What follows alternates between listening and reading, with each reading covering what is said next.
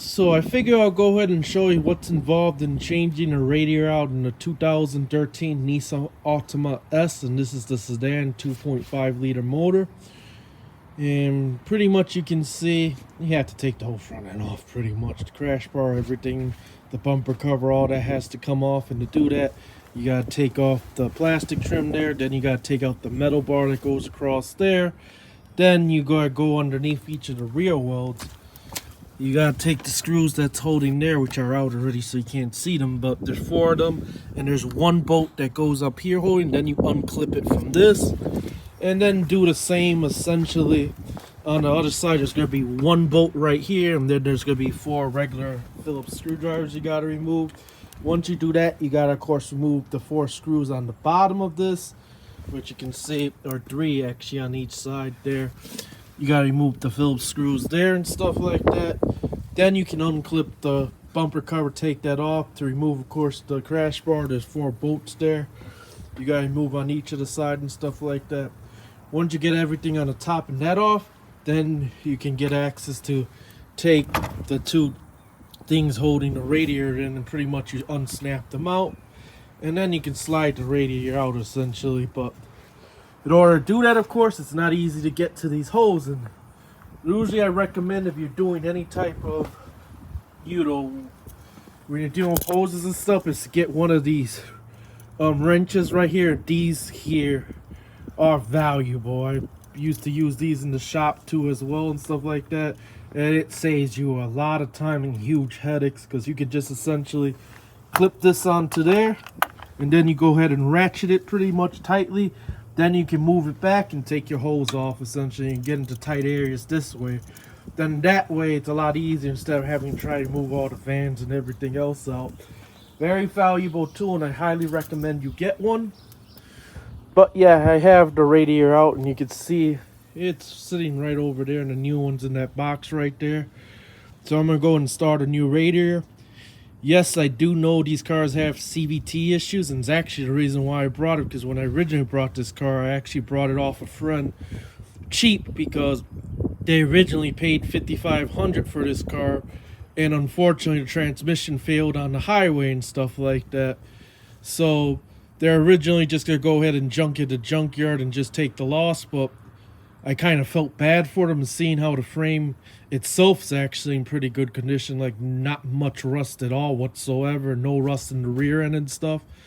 I offered them something, and I took it off of them so they can go ahead and buy a different car and stuff like that, and took it on as a project. I already went ahead and actually not only did the transmission, I actually pulled the engine and transmission, because I found one at a junkyard that only had under 100,000 miles, but was obviously in a side swap in the wreck. That's why I was at the junkyard.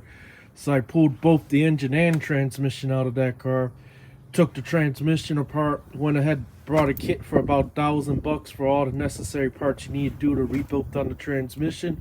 Rebuilt it. I also did the 3 VVT solenoids, timing guides, chains, everything on that side right there, and I dropped the motor and trans in there.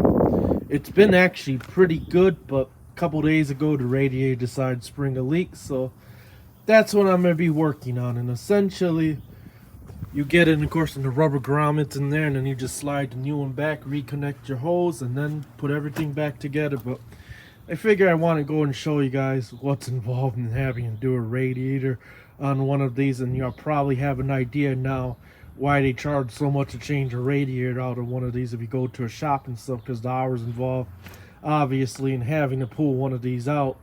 So there you go. So I went ahead and installed a brand new radiator into this, and you can see the radiator's behind a slightly bent evaporator, which shockingly enough is holding, it's not leaking. Also went ahead and installed the bumper support and most of the other brackets and the horn and all that other stuff. Next thing I gotta do is put that air box in. I did went ahead and bleed the system completely. Now there's 2 ways you can do it. One, you could do that for compressor and put the whole system under vacuum essentially, and then fill up the antifreeze that way. Or number 2, you can do it the old-fashioned way, which on some engine blocks there's actually a bleeder that you do, and you can let the air out that way. Or number 2, you can let the system heat up, let the air kind of work its way as it cools down, one, you gotta wait till of course it cools down before you go and pop that cap. And then once it does, then keep topping it off about 2-3 times till all the air is worked out of it.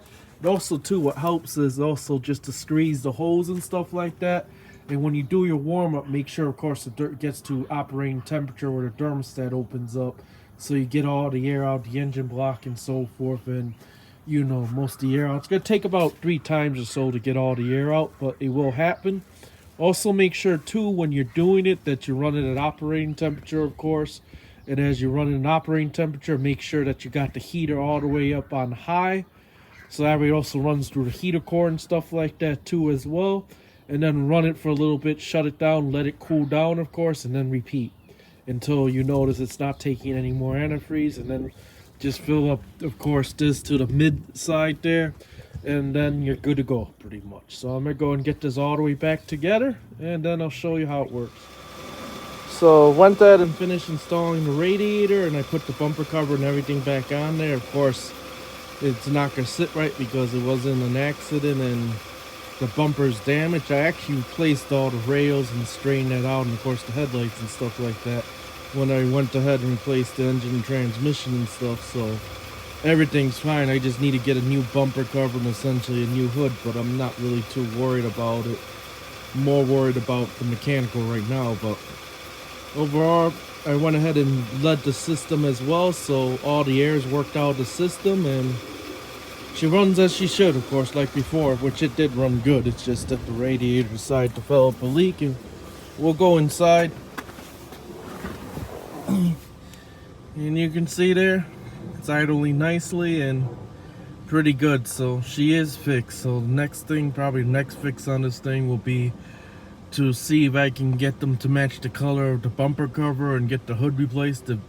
I really want to make this thing look nice, but overall she is reliable and works fine, of course. But there you go.